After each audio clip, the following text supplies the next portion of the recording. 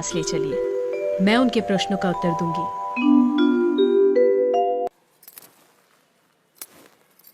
राजन, मैं प्रमाण देने के लिए तैयार हूं, पर उससे पहले मैं कुछ चाहती हूं। क्या चाहिए? थोड़ा दूध।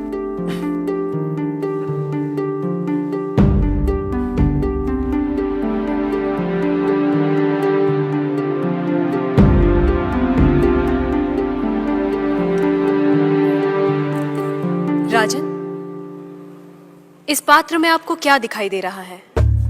दूध? क्या दूध के अलावा कुछ और दिखाई दे रहा है? नहीं। पर मुझे तो मक्खन भी दिखाई दे रहा है। क्या आपको मक्खन दिखाई दे रहा है?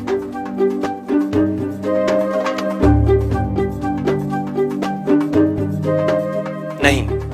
पर राजन, क्या इसमें मक्खन नहीं है?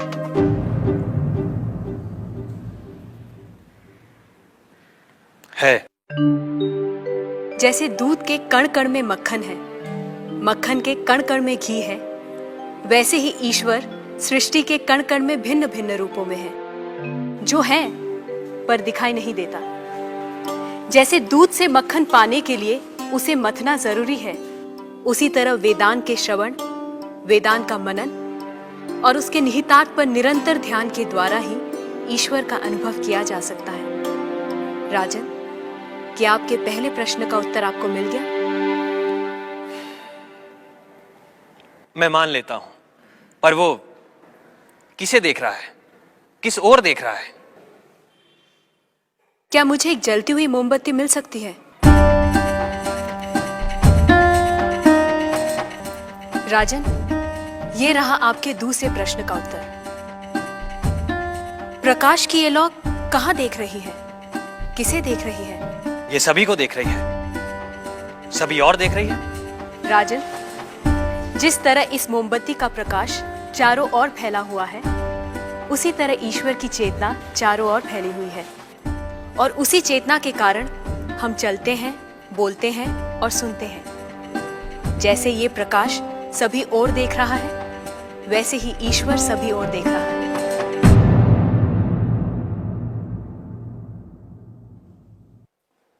अब आपका तीसरा प्रश्न।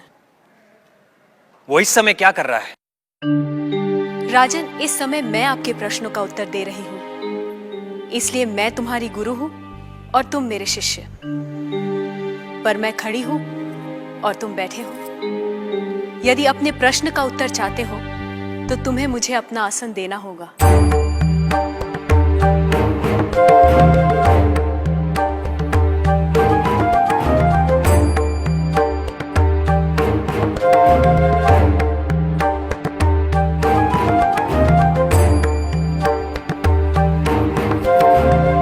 राजन, ये रहा तुम्हारे तीसरे प्रश्न का उत्तर।